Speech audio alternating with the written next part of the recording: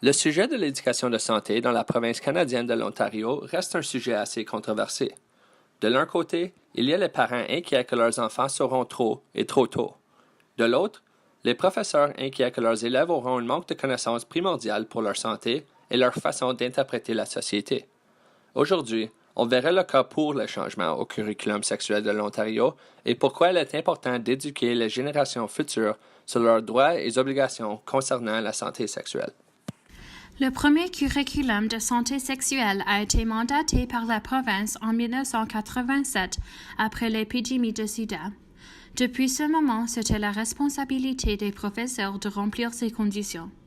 En 2015, les changements essentiels ont été mis en place pour prendre compte des nouveaux standards en santé, sécurité personnelle, ainsi que les changements sociétaux pour les individus LGBTQ+.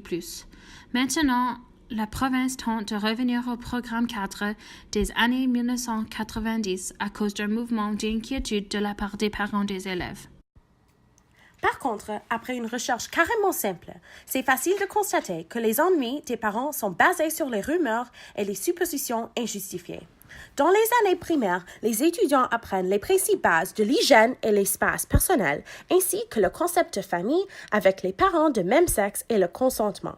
Ils apprennent également comment faire, avoir et maintenir des relations saines avec les amis, la famille et comment éviter la violence.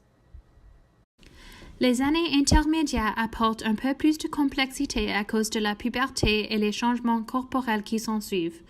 En 5e année, les élèves sont introduits aussi aux appareils reproducteurs.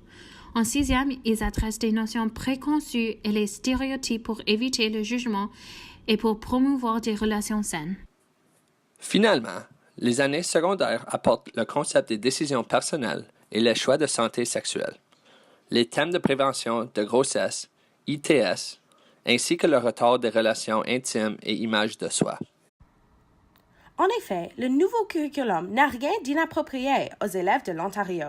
Les thèmes introduits sont fonction de l'âge, de connaissance et de niveau des élèves et renforcent des leçons positives pour une vie saine et active. Merci d'avoir été en écoute. À la prochaine!